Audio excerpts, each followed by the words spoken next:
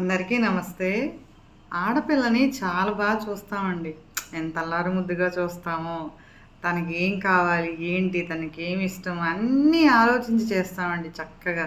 మా అమ్మాయిని ఎంత బాగా పెంచుతున్నాము, తన ఇష్టానిగా పెంచుతున్నాము అన్నట్టుగా మనం అనుకుంటాం కదా. కానీ పెళ్ళి అనేటప్పటికి దాన్ని అడగం కదండి. ప్రతి తల్లి తండ్రి ఏమనుకుంటారండి, మనకంటే ఆస్తిపరులు అవ్వాలి, మన అమ్మాయి చాలా బాగుండాలి, చాలా బాగా నగలేసుకోవాలి, చాలా మంచిగా కారులో తిరగాలి, ఇంతే చూస్తారు కానండి. అక్కడ అమ్మాయి సంతోషంగా ఉంటుందా అన్నది ఆ విషయం అనుకోరేమో కదండి. సుఖపడాలి అనుకుంటారు కానండి, ఆ సుఖంలో ఏం కావాలో అనేది తల్లిదండ్రులు ఆలోచించరేమో కదా. నాకెప్పుడూ అనిపిస్తుందండి, ఏంటంటే డబ్బు హోదాల్లో రాదండి. మంచిగా అమ్మాయిని బాగా చూసేవాళ్ళు కావాలనుకోవాలి కదా. అలా ఉంటే ఆ ఆడపిల్ల చాలా బాగుంటుందండి. ఏంటంటే మీరు ఎప్పుడు ఆడపిల్లని ఇచ్చారు అంటే ఆడపిల్లని 22 ఏళ్ళు 23 ఏళ్ళు బాగా చూస్తారు. మీరు చక్కగా వెళ్ళి అమ్మ బాగున్నావా, ఆరోగ్యంగా ఉన్నావా అని చెప్పేసి ఒకరోజు వెళ్ళి ఆడపిల్ల ఇంటికి వెళ్ళి ఉండి వచ్చేటట్టుగా ఉండి రావాలి కానండి.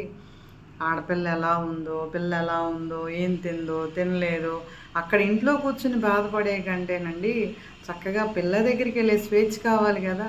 అలాగా ఆ స్వేచ్ఛతో ఉన్న ఇంటికి ఇస్తే చాలా బాగుంటుందండి. అమ్మ అమ్మ వచ్చింది, నాన్న వచ్చారు అని సంతోషపడే ఇల్లు అయితే చాలా బాగుంటుంది కదా. అంతే తప్పండి ఆ పిల్ల రావాలి, మా పిల్ల రావాలి, వాళ్ళ ఇంట్లో అడగాలి, పర్మిషన్ తీసుకుని రావాలి అనే కంటే కూడానండి, మీరు వెళ్ళి చక్కగా పిల్ల బాగోగులు కనుక్కొస్తే మీరు సాటిస్ఫై అవుతారు. పిల్ల మన ఇంటికి వచ్చారు, అమ్మా నాన్నకి నేను ఇవాళ అన్నం పెట్టాను అనే సాటిస్ఫాక్షన్ పిల్లకే ఉంటుంది కదా.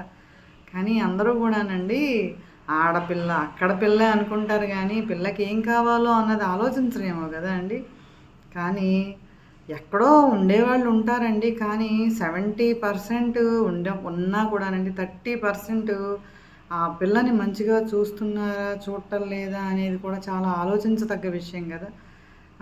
ఏ తల్లిదండ్రులైనానండి మన పిల్ల సంతోషాన్ని చూడాలే తప్ప ఆస్తిపాస్తులు చూసి ఇలాగా చెయ్యాలి అనేసి అనుకోవటం అది కరెక్ట్ కాదేమోనండి. నాకైతే అట్లా అనిపిస్తుంది అనమాట.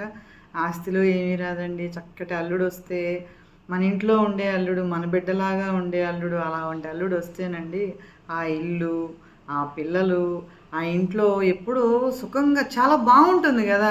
ఏంటంటే మన బిడ్డని ఇచ్చాము అని తల్లిదండ్రులకి సాటిస్ఫాక్షన్ ఉండాలండి. పెళ్లి చేసాము అన్న ఆనందం ఉండాలి కదా.